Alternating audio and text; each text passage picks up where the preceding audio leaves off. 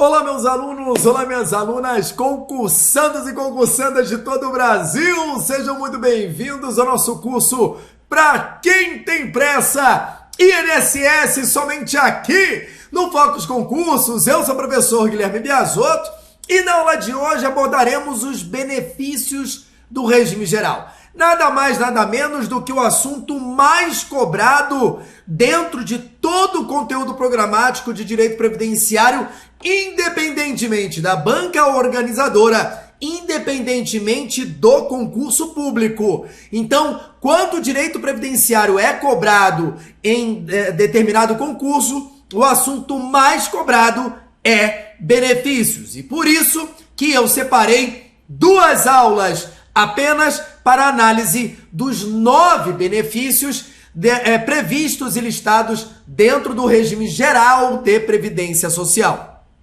A lista de benefícios, ela aparece lá no artigo 25 do decreto 3048 de 99. São 4 aposentadorias. Aposentadoria por incapacidade permanente, 3 aposentadorias. Aposentadoria por incapacidade permanente, aposentadoria programada e aposentadoria especial. 3 auxílios: auxílio por incapacidade temporária, auxílio acidente e auxílio reclusão. 2 salários: salário família e o salário maternidade. E uma pensão, que é a pensão por morte. Então, no total, 9 benefícios no total. E faremos uma revisão teórica e com exercício de todos esses 9 benefícios, beleza? Para você não se perder, de olho na tela. Quem é meu aluno sabe que para o estudo dos benefícios do regime geral, eu criei essa forma didática, listadas em 7 pontos. Então, todos os benefícios são estudados, analisados através desses 7 pontos básicos. E o primeiro deles, vamos lá, ó. Auxílio por incapacidade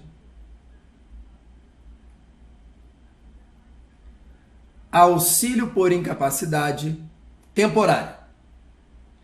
E o auxílio por incapacidade temporária, meus amores, ele está previsto a partir do artigo 71 do decreto 3048 de 99. Ok? Beleza? Beleza. Coisa muito linda. Então vamos lá. Conceito: benefício do regime geral previsto aos segurados. Benefício previsto a todos os segurados. Todos os segurados têm acesso ao auxílio por incapacidade temporária em virtude da incapacidade temporária, seja para o trabalho, seja para a atividade habitual. Então, qual é o fato gerador do auxílio por incapacidade temporária? A incapacidade temporária. Puta que bem pariu. Então, o fato gerador está no próprio nome, na própria identificação do benefício. Quais são os requisitos para que qualquer um dos segurados tenha acesso ao auxílio por incapacidade temporária? O primeiro requisito é a incapacidade. Não é qualquer incapacidade que gerará o auxílio. Essa incapacidade, ela tem que perdurar por mais de 15 dias, independentemente do segurado. Segurado facultativo, empregado, doméstico, contribuinte individual, trabalhador avulso e segurado especial, independentemente de qual deles. Para que ele cumpra o primeiro requisito, a incapacidade, ela tem que perdurar por mais de 15 dias. E qual é o segundo requisito? Essa incapacidade, ela tem que ser atestada, comprovada e homologada perante a perícia do INSS. Ponto final, ok?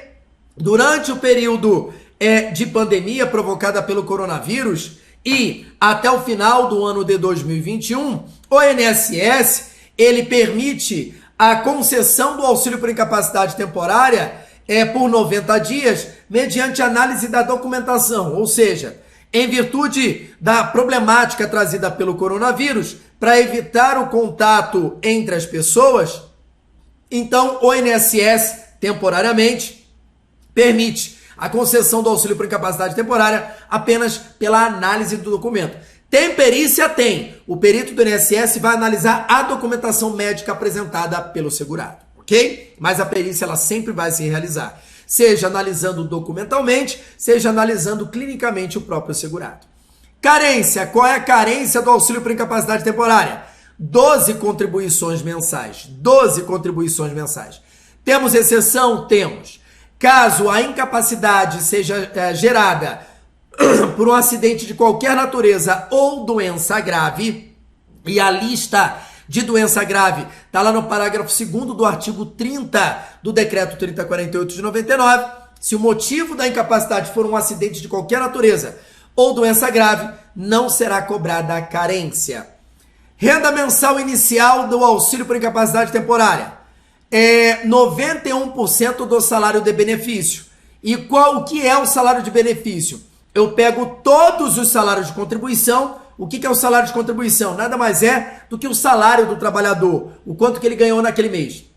Então, eu pego todos os salários de contribuição, desde a competência julho de 94, que foi quando o Plano Real entrou em vigor. Então, eu pego desde julho de 94 até o dia que ele deu entrada no benefício.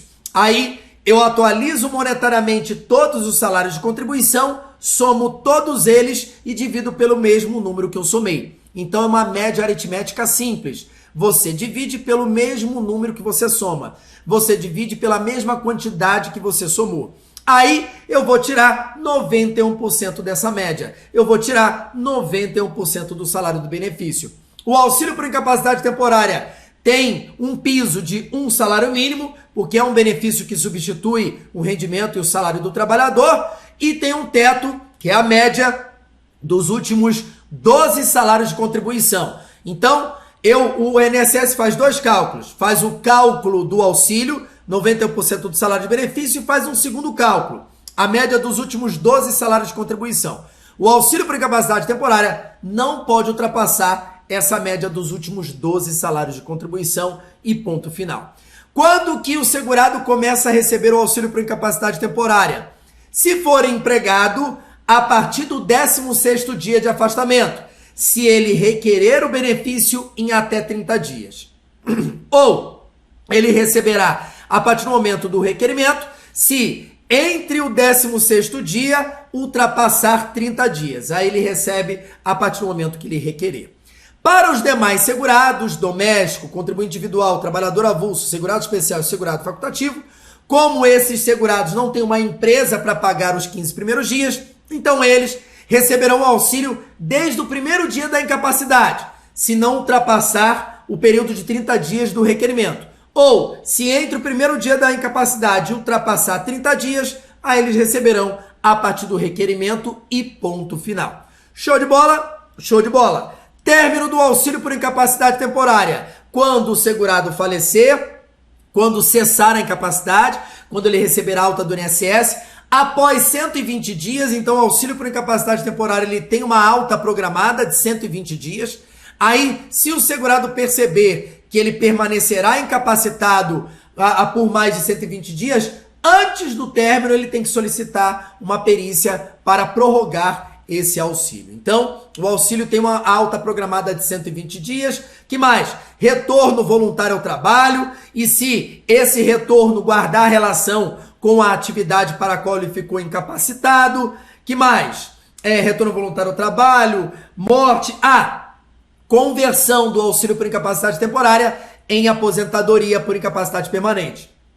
Então, para de receber o auxílio, começa a receber a aposentadoria e ponto final. Show de bola? Coisa muito linda! Então, basicamente, é isso sobre o auxílio por incapacidade temporária. Então, vamos exercitar questões sobre esse primeiro benefício. De olho na tela, vem comigo. Olha aqui, ó. Primeiro, após ter contribuído por 25 anos, ou seja, certamente essa pessoa tem mais de 12 contribuições mensais, como professora do ensino fundamental, Valéria se aposentou pelo regime geral. Mas mesmo após a sua aposentadoria, ela continuou trabalhando na mesma escola, exercendo a mesma função. Pode, não tem problema nenhum.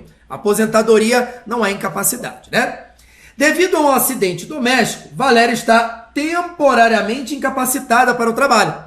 Nessa situação, Valéria terá direito a receber o auxílio por incapacidade temporária não é mais denominado auxílio-doença, tá? Porque a reforma previdenciária que foi em novembro de 2019 alterou o nome, agora é auxílio por incapacidade temporária. Então, Valéria poderá receber o auxílio por incapacidade temporária cumulativamente com a aposentadoria. Item completamente errado. Ela não terá direito de receber o auxílio. Por quê? Porque ela já é aposentada. Ah, mas ela está incapacitada. Foda-se, ela já é aposentada e ponto final. Ok? Ok. Próxima questão. O contrato de trabalho do segurado social que recebe o auxílio por incapacidade temporária em razão de acidente de trabalho fica garantido por pelo menos 12 meses a partir do término do auxílio.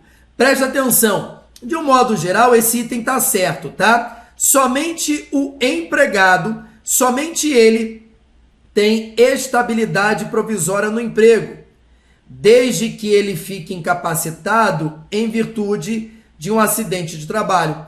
Aí quando que começa a estabilidade dele? Desde o dia que ele se acidentou. Quando que termina? 12 meses após o término, a alta do INSS. Então, essa segunda questão, esse item, certíssimo, show de bola. Beleza? Ok, ok. Então, auxílio por incapacidade temporária, matamos, não tem mais nada o que tratar, beleza? Vamos a um segundo ponto, e esse segundo ponto, meus amores, muito cuidado, que ele não é um benefício, tá? Acidente de trabalho não é um benefício, acidente de trabalho é um fato, acidente de trabalho é um acontecimento. Aí, o acidente de trabalho, ele pode gerar o afastamento ou não, vai depender, tá? Mas muito cuidado, o acidente de trabalho pode gerar o afastamento, pode gerar a incapacidade. O acidente de trabalho pode não gerar a incapacidade, porque o empregado ele pode se acidentar perante o trabalho, mas não se incapacitar por mais de 15 dias. Então, o acidente de trabalho não é um benefício. Acidente de trabalho é um acontecimento. E sobre o acidente de trabalho, deixa eu colocar aqui a caneta preta, ó. Acidente de trabalho. Acidente de trabalho. Presta muita atenção. O acidente de trabalho está previsto lá no artigo 19 da Lei 8.213 de 91. O acidente de trabalho não está regulamentado no decreto, tá? Não tá. Ué, Gui, mas a Lei 8.213 não está desatualizada? Tá sim. Mas com relação ao acidente de trabalho, não. Não tivemos alteração da reforma previdenciária quanto ao acidente de trabalho. Então, essas disposições da Lei 8.213 sobre acidente de trabalho está atualizado, show de bola. Aí a primeira coisa que você tem que saber sobre acidente de trabalho é o conceito. O que é o acidente de trabalho? Acidente de trabalho vai ser um infortúnio, né? Um azar, um fato em que vai afetar a saúde do trabalhador. Vai afetar a saúde do trabalhador. Ele vai ter uma perda, uma redução na capacidade para o trabalho, vai ficar incapacitado para o trabalho, pode gerar a morte do trabalhador. Então, é um infortúnio decorrente da prestação de serviço, decorrente do trabalho, que vai causar alguma perturbação funcional, uma redução na sua capacidade de trabalho, uma incapacidade para o trabalho, seja temporária ou permanente, e até mesmo a morte. Fechou? Aí o segundo ponto é o seguinte: quais são os segurados que podem sofrer acidente de trabalho? Quais são os segurados que podem sofrer acidente de trabalho? Apenas 4. Empregado, doméstico, trabalhador avulso e segurado especial. Apenas esses 4 poderão sofrer acidente de trabalho. Então eu, que sou contribuinte individual, se eu me acidentar numa empresa para a qual eu advogo, não é considerado acidente de trabalho. Segurado facultativo sequer trabalha, caralho. Então ele não pode ter acidente de trabalho. Então para com isso. Então acidente de trabalho é só para empregado, doméstico, trabalhador avulso e segurado especial. E o terceiro ponto que você tem que saber são os tipos de acidente de trabalho. Temos o acidente de trabalho típico, que é aquele ocorrido dentro da empresa ou dentro do horário de trabalho. Então, o que acontecer dentro da empresa, inclusive inundação, desmoronamento, incêndio, cair um cometa na empresa, não importa. O que acontecer dentro das dependências da empresa é acidente de trabalho, tá? Sabotagem, tal, tudo acidente de trabalho. Ou dentro do horário de trabalho. Lembrando que o horário de almoço, o horário de intervalo, é considerado horário de trabalho. Então, o que acontecer com o empregado nas dependências ou dentro do horário de trabalho é acidente de trabalho. Temos o acidente de trabalho atípico, que é aquele ocorrido fora das dependências da empresa ou fora do horário de trabalho. Mas ele estava trabalhando para a empresa. Por exemplo, ele foi atender um cliente em uma outra cidade. Então, nesse deslocamento, acidente de trabalho. Ele estava voltando do atendimento desse cliente, aí se acidentou, acidente de trabalho. Ele estava em viagem pela empresa, estava lá na Alemanha, aí de madrugada ficou bêbado, caiu, e foi atropelar, acidente de trabalho. Porque, mas ele estava bêbado. Acidente de trabalho não depende de culpa, não depende de culpa. Para de querer encontrar algum culpado, para com isso. Então, acidente de trabalho atípico envolve acidente no trajeto, entre a residência, trabalho, trabalho, residência. Envolve acidente em viagem, envolve acidente para atender alguma necessidade da empresa e ponto final. E temos acidente de trabalho equiparado, que é a doença do trabalho e a doença profissional. Doença do trabalho é aquela decorrente da prestação de serviço. E doença profissional é aquela decorrente da profissão exercida pelo trabalhador. Ponto final. Lembrando que doença degenerativa não é doença do trabalho, doença profissional. Doença inerente a grupo etário não é doença do trabalho, doença profissional. Doença que não gera incapacidade, como por exemplo, em regra, a diabetes. A diabetes, em regra, não gera incapacidade para o trabalho. Então não é considerado doença do trabalho, doença profissional. E doença endêmica de habitante daquela região. Então, se eu sou nascido e criado e moro no estado do Amazonas, uma doença endêmica, natural do estado, é malária. Então, eu ser acometido de malária porque eu moro nessa região, não é doença do trabalho, doença profissional. A não ser que eu tenha ido morar lá e fui infectado por causa do trabalho. Aí já é doença profissional, doença do trabalho, cuidado com isso. Beleza? Show de bola? Então, sobre acidente de trabalho, basicamente era isso que precisávamos relembrar, revisar. Agora, vamos exercitar questões sobre acidente de trabalho. Então, dá uma olhada aqui e vem comigo. Olha só. Vamos lá. Acidente de trânsito sofrido pelo segurado quando no percurso compreendido entre a sua residência e o trabalho, ainda que envolva veículo particular do segurado, é considerado acidente de trabalho para efeito de concessão de benefício previdenciário. Perfeito. Não importa qual é o meio de locomoção dele, entre a casa, trabalho e casa. Não me importa se ele está indo no veículo da empresa, no veículo próprio, em transporte coletivo, andando, não importa. Ele sofreu um acidente no percurso, então é acidente de trabalho, ponto final. Outro. Configura acidente de trabalho aquele sofrido pelo trabalhador doméstico. Doméstico tem acidente de trabalho? Tem. A serviço de seu empregador e que tenha motivado afastamento em decorrência de lesão corporal causada por queimaduras com água fervente. Perfeito. O doméstico sofreu queimaduras com água fervente no local de trabalho, nas dependências do empregador, então acidente de trabalho típico e ponto final. Deu para entender? Então, muito cuidado com relação a acidente de trabalho. Show de bola? Padrão, vamos para o próximo benefício. Agora sim, o segundo benefício. Já analisamos o auxílio por incapacidade temporária. Agora, o segundo benefício. Olha aqui, segundo benefício. Auxílio acidente. O auxílio acidente, ele está regulamentado a partir do artigo 104 do decreto 3048 de 99. Beleza? Então, o que é o auxílio acidente? Aí você coloca aí, benefício devido apenas ao empregado, doméstico, trabalhador avulso e segurado especial. Somente esses 4 terão acesso ao auxílio acidente, tá? Contribuinte individual e segurado facultativo não acessa auxílio acidente. Então, benefício devido a empregado, doméstico, trabalhador avulso e segurado especial, em virtude da redução da capacidade do trabalho provocada por acidente de qualquer natureza que gerou sequelas. Então, o empregado doméstico, trabalhador avulso, segurado especial, sofreu um acidente, seja em casa, seja de trabalho, não importa. E esse acidente provocou sequelas. Qual é a sequela?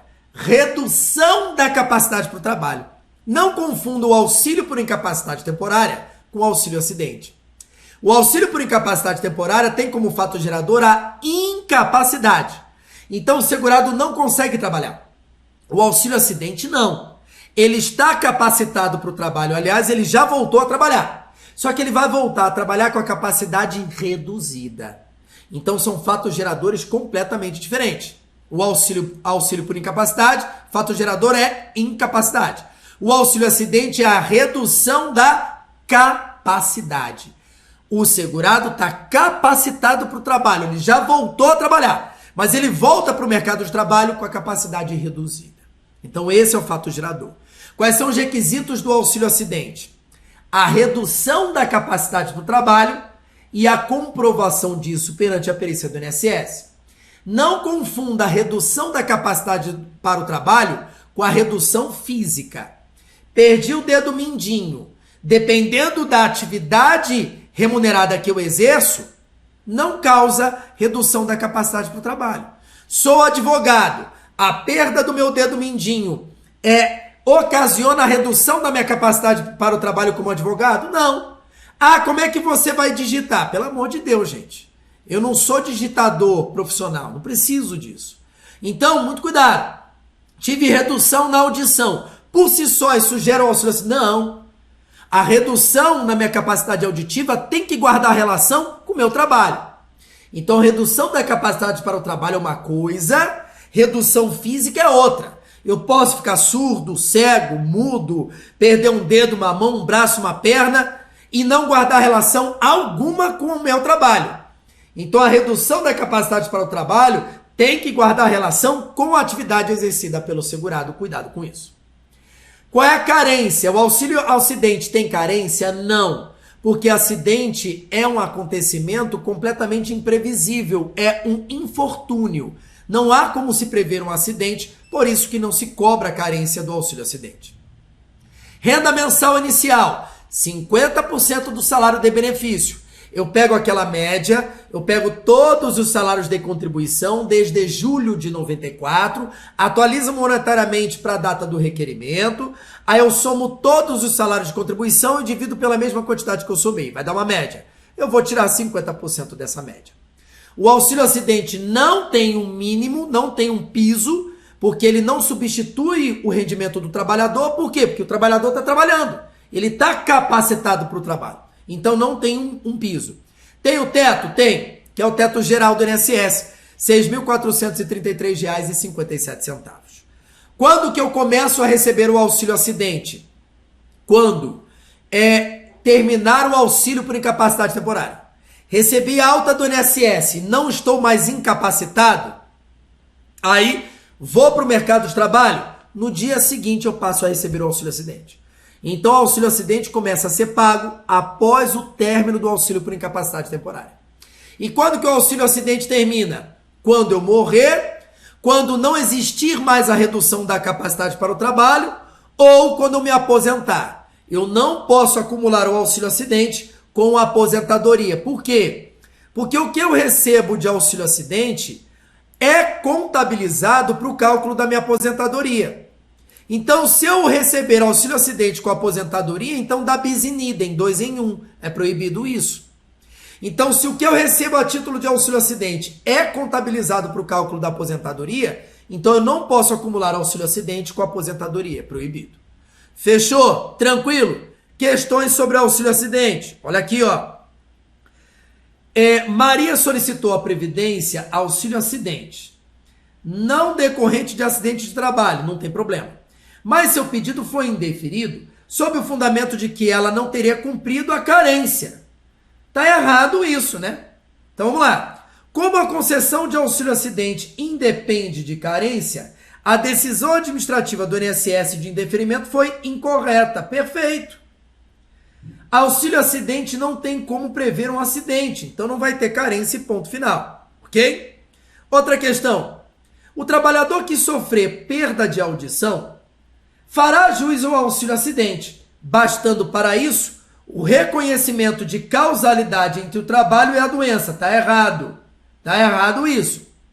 Para ter direito ao auxílio acidente, eu tenho que comprovar que a perda da audição vai impactar no meu trabalho.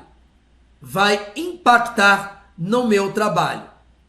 Tá? Então não basta o reconhecimento da causalidade, não basta. Ah, eu sofri um acidente por causa do trabalho, eu fiquei doente por causa do trabalho, eu perdi a audição por causa do trabalho. Foda-se, foda-se. Isso é acidente de trabalho? É. Perdi a audição, eu trabalho numa indústria de porcelana, o ruído é muito grande, perdi a audição por causa do barulho. Beleza, é acidente de trabalho? É. Vou me afastar pelo INSS, receber auxílio por incapacidade. Agora, o fato de eu perder a audição, isso causa um impacto no meu trabalho lá na indústria de porcelana? Não. Eu posso ser surdo e continuar trabalhando na indústria de porcelana. Não preciso ouvir barulho nenhum para trabalhar na indústria de porcelana. Então, cuidado com isso. Então, a questão completamente errada. Show de bola? Coisa muito linda. Agora, vamos para o terceiro benefício. Qual o terceiro benefício? Salário família. Então, vamos lá. Deixa eu colocar aqui. Bababá. Aqui, ó. Pá. Então, vem que vem. Ó. Pronto. De olho na tela, vem comigo. Eu deixei tudo bonitinho aqui, ó. Salário. Família. O salário família, meus amores, ele está regulamentado a partir do artigo 81 do decreto 3048 de 99. A partir do artigo 81 do decreto 3048 de 99, você tem a regulamentação sobre o salário família. Então, conceito. Salário família é um benefício previsto apenas ao empregado, doméstico e trabalhador avulso. Só para esses três. Em virtude do benefício devido apenas ao empregado, doméstico e trabalhador avulso, desde que seja de baixa renda, em virtude do número de filhos. Desde que seja de baixa renda, em virtude do número de filhos. Então, qual é o fato gerador do salário família? O número de filhos. Quais são os requisitos para que o empregado ou doméstico ou trabalhador avulso acesse o salário família? Primeiro, ele tem que provar que ele é de baixa renda, tá? E qual é o critério de baixa renda? O critério de baixa renda está lá na portaria 477 de 2021, lá do Ministério da Economia. Então, qual é o critério? Salário de contribuição de até R$ 1.503,25. R$ 1.503,25. Cuidado com isso. Então, esse empregado, esse doméstico ou avulso tem que provar que naquele mês o salário de contribuição dele foi de até R$ 1.503,25. Se passar um centavo, não é mais baixa renda, não acessará o salário família. E o segundo requisito é o filho. É qualquer filho que gera o salário família para esse empregado ou doméstico ou avulso de baixa renda? Não. O filho tem que ser menor de 14 anos, até 14 anos, ou inválido de qualquer idade. Aí a invalidez é deficiência física. Seja filho ou filho equiparado. Filho equiparado é enteado, tutelado e menor sob guarda. Então esse filho ou filho equiparado, ele tem que ter até 14 anos ou inválido de qualquer idade. Aí esse empregado doméstico ou avulso de baixa renda receberá o salário família. Salário família tem carência? Não, porque é um benefício para o segurado de baixa renda. Então seria um contrassenso cobrar carência de quem é baixa renda. Qual é a renda mensal inicial do salário família? O salário família tem um valor de cota, um valor único. Quanto? 51,27, ponto, por filho, ok? Então, esse empregado ou doméstico ou avulso de baixa renda receberá R$ 51,27 por filho, ok? Aí, quem paga? No caso do empregado, quem paga o salário família é a empresa, aí a empresa vai compensar esse valor no recolhimento da cota patronal dela. No caso do doméstico, quem paga o salário família é o empregador doméstico, aí ele vai compensar esse valor no recolhimento da cota patronal dele. E no caso do avulso, quem paga é o INSS, salvo se o OGMO ou o sindicato tiver um convênio com o INSS. Aí o OGMO ou o sindicato vai adiantar a cota e vai se compensar no recolhimento de sua cota patronal. Acabou, beleza? Início, quando que o salário família passa a ser pago? Aí vai depender, tá? Vai depender da idade do filho, beleza? Então, se o filho tiver até 6 anos de idade, salvo engano, então certidão de nascimento e ao comprovante, a caderneta de vacinação. A partir de 7 anos, deixa eu ver aqui, ó, deixa eu pegar aqui, lá na portaria, deixa eu ver aqui, aí, a partir, cadê?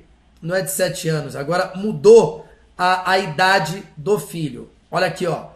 O pagamento, bababá, vacina obrigatória dos 2 últimos até 6 anos de idade. Então, se o filho tiver até 6 anos de idade, a certidão de nascimento para provar que é filho ou filho equiparado e a caderneta de vacinação. E a caderneta de vacinação ela tem uma validade de 1 ano. Todo ano tem que atualizar, tá? E ele fala aqui, ó, a partir de 4 anos, aí tem que apresentar, além da caderneta de vacinação, o comprovante de frequência escolar. E o comprovante de frequência escolar tem uma validade de 6 meses, tá? Então, até o filho completar 6 anos, é a caderneta de vacinação. E a partir de 4 anos, caderneta de vacinação e mais o comprovante de frequência escolar. Aí ele completou 6 anos de idade, beleza, paro de apresentar a caderneta de vacinação. Aí só apresento o comprovante de frequência escolar. Então eu começo apresentando a caderneta de vacinação até ele completar 4 anos. Completou 4, eu apresento a caderneta de vacinação e o comprovante de frequência escolar. Completou 6, eu paro de apresentar a caderneta de vacinação e passo a apresentar somente o comprovante de frequência escolar. Então, muito cuidado com relação a esse ponto, tá? Então, apresentou essa documentação, passa a receber. Quando que para de receber o salário família?